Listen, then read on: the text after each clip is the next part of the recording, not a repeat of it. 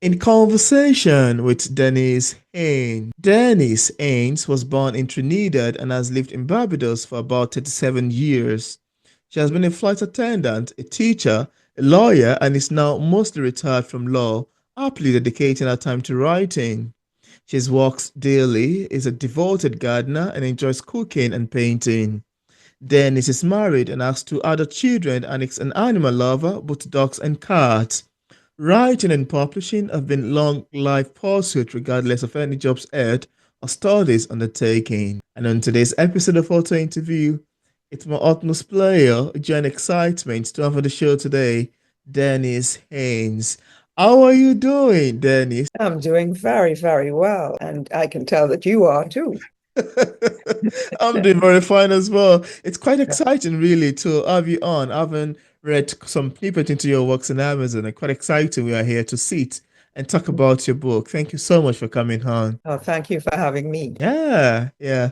So, Dennis, I need to first say that I am taken aback by the description page of your book, Talent Show, on Amazon, and I would like us to start today's conversation by asking what inspired you to write this book? How did the book come to be? How did you get to naming it Talent Show? And Mhm. what come about the making of the entire book? A snippet into the background of the book. Yeah, yeah. Well, yeah, all great questions. The first thing is that the book was written during the pandemic. Oh, But I have always written. My brother tells me that when I was a kid, I used to walk around saying to everyone that I am going to be a writer when I oh, grow up wow. and I'll be publishing books. Of Oh. course, I don't necessarily remember that, but I do remember that I've always written, and that at some stage my mother said to me, okay, choose something serious. And I Let's said, something oh, serious. okay, isn't this serious? Okay. I don't know. I, I didn't have an answer. So I said, okay, maybe a teacher. And I guess that stuck because I was a teacher for some Mhm. time. But I've always written. So when the pandemic came along and the world went really quiet, and we had very severe lockdowns in Barbados Mm. where you could not leave your home and the area around your home, I Mm. decided this was my opportunity to write. Wow. When I sat to write, I was not sure how it was going to go. And I remember doing some work way back when and being told, just write what you know, just Yeah. write things. And basically, that's what I did. I wrote what came, I wrote what I knew. I found myself thinking about family a lot Mm. because my family's scattered all over the world. Oh. We're all going through these different experiences of the pandemic. And I thought family was just on my mind. So that's how it came about. That's actually a beautiful background into the making of an author. That's a beautiful background into writing. And it's quite fun. How your mom, she shoots something quite serious, as if writing is not a serious journey. You know? Yeah, yeah. Say something else. Yeah. Yeah, that So was quite fun, really. And I love your take into the making of Talent Show and how it come to be. Thanks for sharing with us. yeah, yeah. And the name actually didn't come until much later. I Wow. actually was writing it without a name and I would try out different names. And then I was looking at something on television one evening and I thought, that's kind of what it's like in a big family. It's a Yeah, talent show. yeah. And so I began to develop that motif in the work while I was writing it. Oh, Yeah, wow. That's yeah. great. That's amazing. Also, I wanted to ask, is this book a memoir or a love story or a contemporary fiction? I'm just curious, how much of reality versus Yeah. falsity is contained in it? What's the ratio from one to another? Right. I would say that there are elements of memoir or autobiography in it, except Mm. that my memory was not always uh, as I wrote it. So, Oh, for example, I said to my sister one day, do you remember when this happened? And she said to me, that didn't happen to us. It wow. happened to the family across the road. And so, because I was, a child, so young, and there was all of this, interest in this event, I remembered it as being our event when it wasn't. I would also say that it's just memory is a bit sometimes deceptive. I would also say that there are outcomes in Yeah. the book that are not do not belong to my family. That's not how it went. But the start of the story might have happened that way. Some of Mm, the characters might be that way, but slightly altered, combined with a cousin, combined with a friend. So mm, it's like it's made up of my own family, my own life, also families I've known, families I've observed, relatives. So it's mm. almost like an alternate version of my family. Wow, that's quite amazing to know, really. That's quite beautiful. I love the fact that all of these things come together to make this book quite great. And I like you to show the book to the camera before I proceed. Oh, yes, here it That's so is. beautiful. Would you like to talk about the making of the cover? Because I'm seeing that two different hands coming together to hold something that Yes. looks like a mic, maybe. Yeah. Well, it's a symbol for life in a big family. Uh, Oh, all the hands are grabbing for the microphone because a big family is not different from any other family, really. yeah, But human beings, we all love to be seen and heard. absolutely. That's part of our, part of what we want in life. Yeah. And then in the context of a big family, that becomes even more of a hustle. Everyone's trying to grab the Um, mic. Everyone is saying, see me, see me. Even mm, if they don't know what their talent is, they want to show it. oh, And wow. interestingly enough, there is a talent show in the book because Oh, there was a family talent show in my family. And that's when everyone really got to show their stuff. mm, Parents would enjoy it. And it was kind of the way we got to see each other because sometimes you never knew that your sister could sing that particular song as oh, well as yeah. she'd get up on that night and she'd belt it out and everybody would be blown away Oh, and say, wow. wow. So that's the hands and the microphone. And you would notice the microphone is a bit to one side because Yeah, it's sort of a makeshift microphone.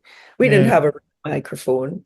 It was anything that would project sound. Mm, And then you have there's a very faint image of the church because for oh, this family, the church was quite, for the parents in particular, it was quite a feature of their lives.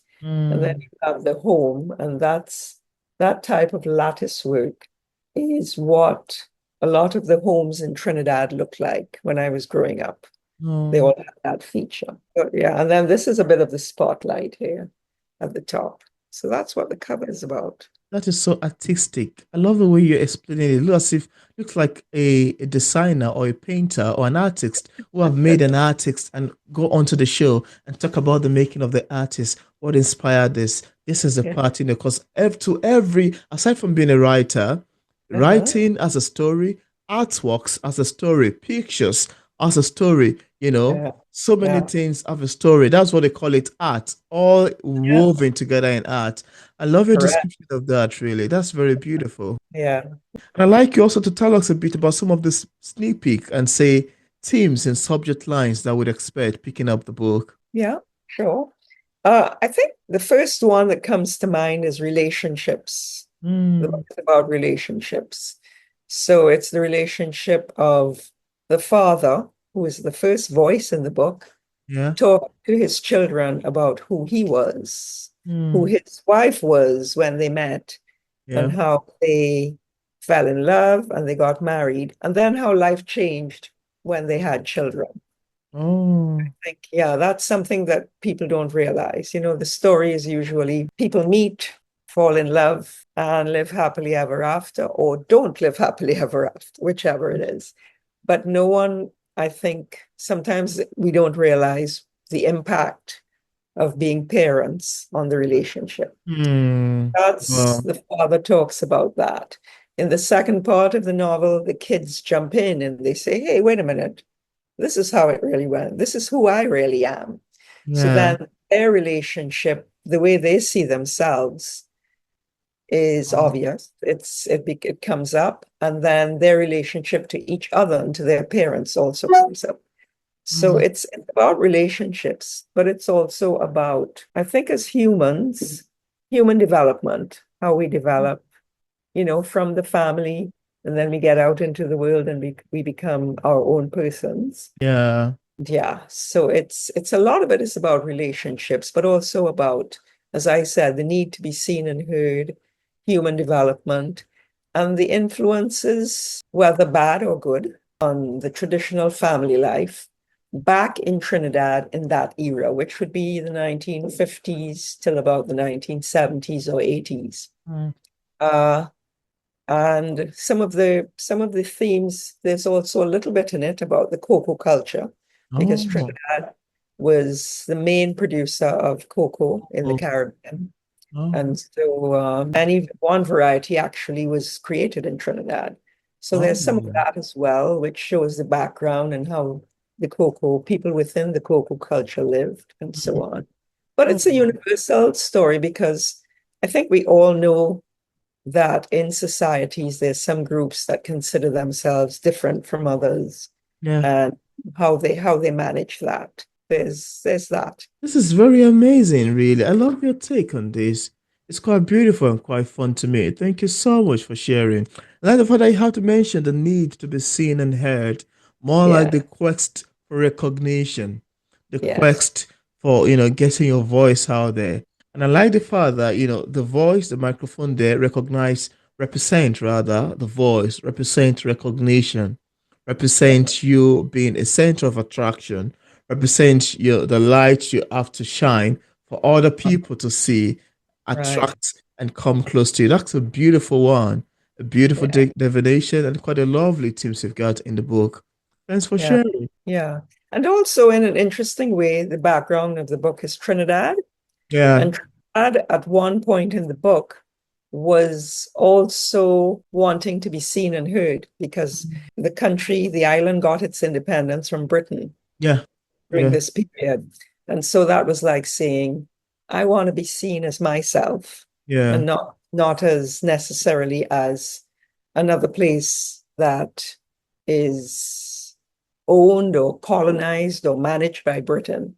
And Mm, this was something that happened to all the Caribbean islands yeah. at the same time. So around the same time. So in a way, also, even the country Mm, was grabbing that microphone and saying, this mm, is who I am. mm. Oh, wow, Yeah, that's so beautiful. That's so yeah, amazing, really. Thank you. Thank you for sharing. And I wanted us now to diversify a bit into readers' feedbacks.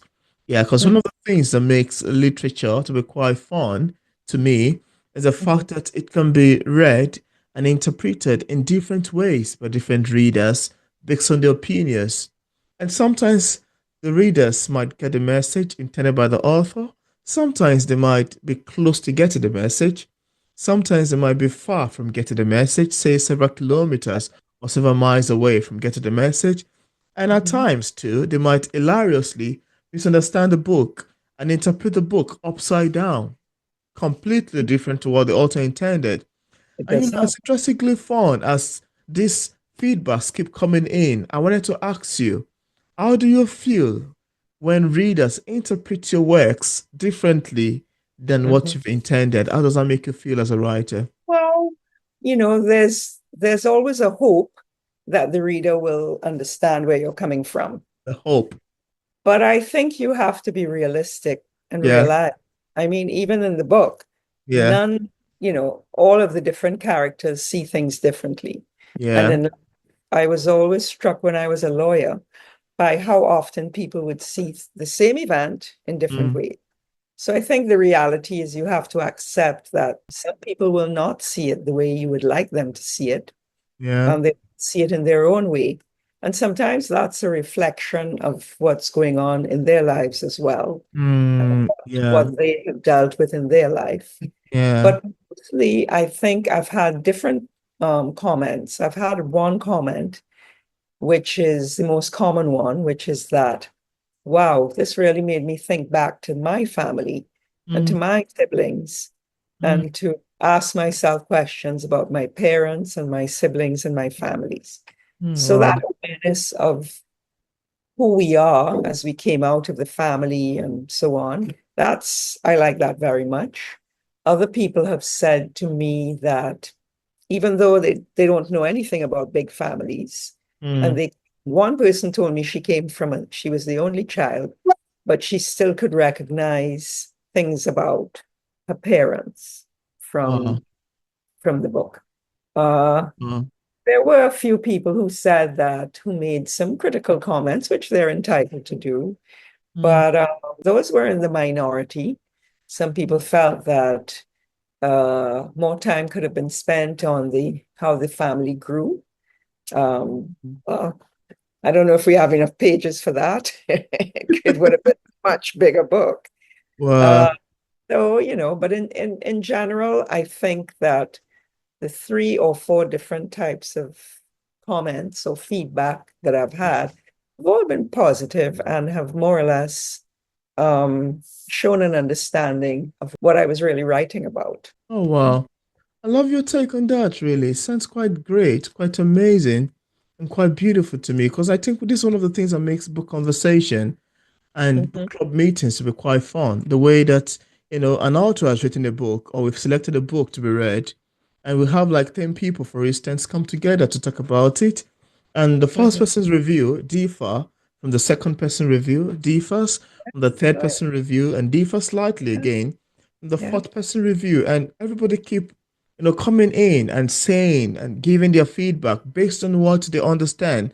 And I think, Mhm. just like what you mentioned, sometimes people interpret works on how close, how they were able to relate with the book, with the story, how touchy it was. And sometimes you just got to thinking that, did you read the same book? I mean, the book you're reviewing, is it the same book that I read? Yeah. That happens. Yeah. And I think it's actually very fun. It's a fun experience for an author to just sit back, especially if you're in the garden and just watch readers, talk about Mhm. everything and share their experience, share their take on it. It's just so fun. It's a fun Yeah, one, really. Thanks for yeah. mentioning. It is. It is. Yeah.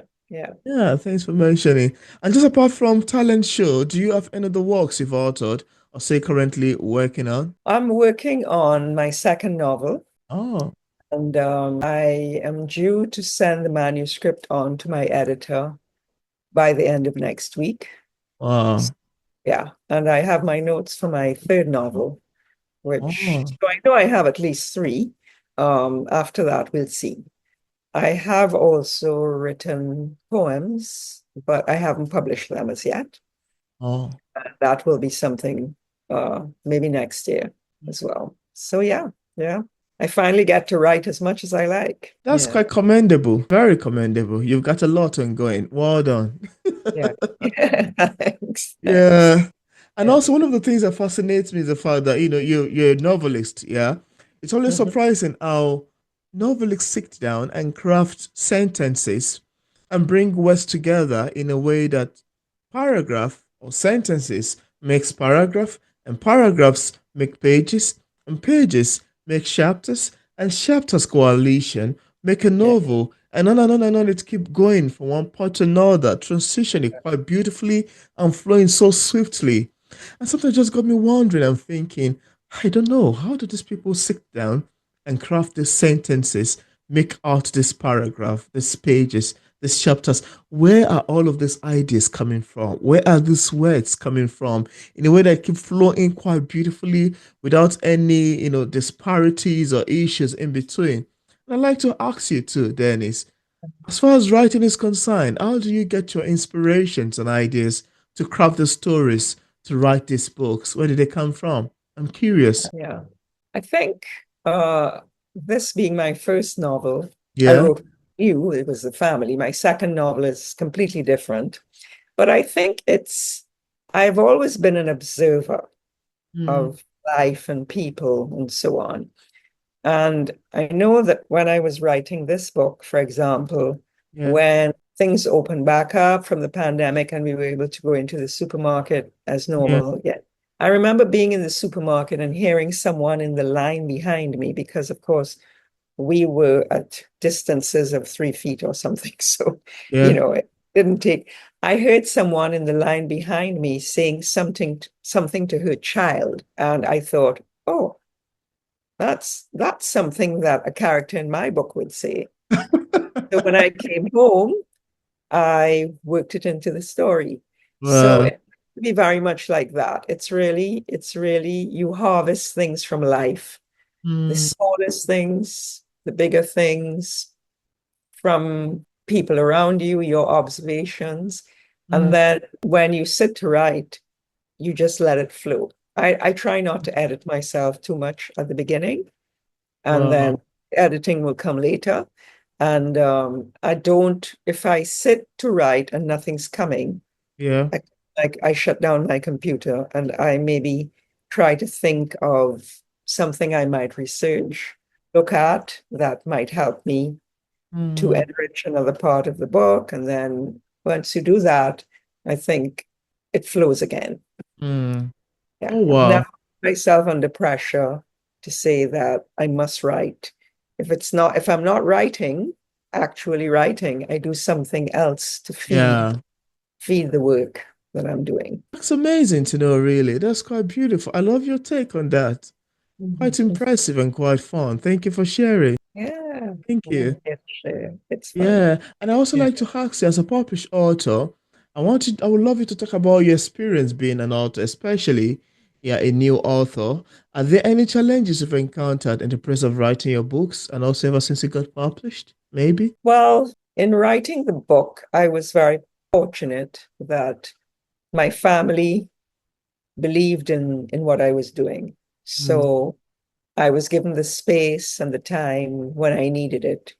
If mm, I said, no, I can't do this now because I'm in the middle of this chapter and I really need to keep the rhythm oh, going, it yeah. was okay. Since I have published the book, I think one of the big challenges, and I'm sure this is all for all new Right. novelists and writers, yeah, it's it's the getting the book out there, getting people to know that the book exists, Yeah, getting to want to read the book and so on, because there's so many books out there. So that was something I never thought about yeah. when I was close to the end of the process and it was about to be published. My publishers came to me with this marketing questionnaire and marketing plan and information, and I thought, wow, it was one of the most difficult things. It was much more difficult than writing. To sit and fill out that questionnaire was really quite challenging for me because Yeah. I'm not a marketer really.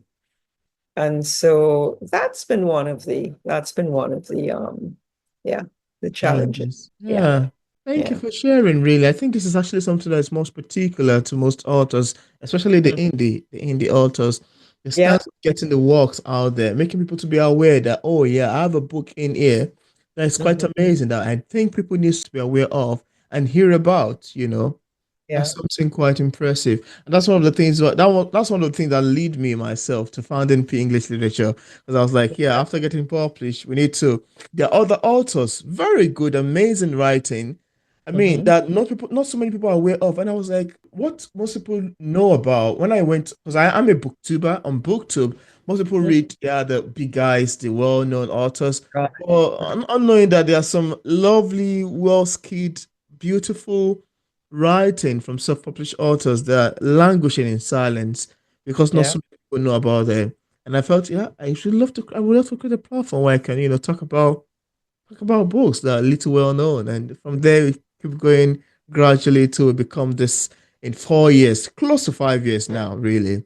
So, yeah, thank you for sharing. Love your take and on thank that. you for what you do because that's really great to offer that platform and reach out to authors. And yeah, it's Yeah, yeah, great. thank you. Yeah. Before I start blushing. Yeah. Well, you both crushed in this interview, so yeah. Yeah, and I'd like to ask you, as a published author, what sort of advice would you give other writers who are still struggling with writing and publishing a book? And also, what platform exactly can interested viewers get a copy of your book from? Well, first of all, I would say that follow that advice. Write what you know, write what you really feel, Yeah, write you have a close connection to, with and don't judge yourself too harshly wow, because you could write the most amazing sentences and think to yourself, oh, it could be better because yeah, you have standards and you know where you want to go. Just let it write itself, and you will edit afterwards. That's my advice. Just don't give up, keep Mm. at it. And, if you need to take a break from it, Agree. just take a break. But Yeah. know that that break will not last more than 3 days or whatever it is, because You need to then, go back. it's hard to go back. And also, if there's some other little thing that you do that feeds your writing spirit, for me, it's Mm. gardening. Go into Mm. the garden, go into the kitchen, put some music on. And because writing really comes from your soul, from your spirit. Absolutely. Yeah. And you feed your soul, your spirit, Yeah. the writing will come back. Absolutely. Oh, wow. Yeah, that's what I would say. And my book can be found at Amazon, Kindle and the print version at Barnes and Noble, Mm. at Books a Million, Oh. and for the UK readers, it can be found at Foyles and Waterstones. And yeah, those are the ones that come to mind. That's amazing. I need to say you've got a beautiful advice for upcoming writers, and thank you so much for mentioning that. And I'm hoping that viewers, even including myself, would love to Mhm. utilize it. And for the sake of Yeah. readers who love to get a copy, I left a link in the description part of this interview where interested viewers can get a copy of Dennis Haynes' books directly from Mhm. Amazon and Barnes& and Nobles on our website and also on other platforms. I also left a link to Danny's social media pages for possible followings. So thank Yes. you so much. I have a website, Yeah. denisehaynesauthor.com. And recently the book came out on audible.com as an audio. Oh, Yeah. So for that, for those who like to listen to books. Yeah. oh, that's amazing. I left a link to in the description part of that. So Yeah. thank you Thank so much for you. accepting the I, invitation. It's great thank you having for you in reaching out to me. conversation. Yes. Yes. I was thrilled. And it was great to be here with you. My pleasure as well.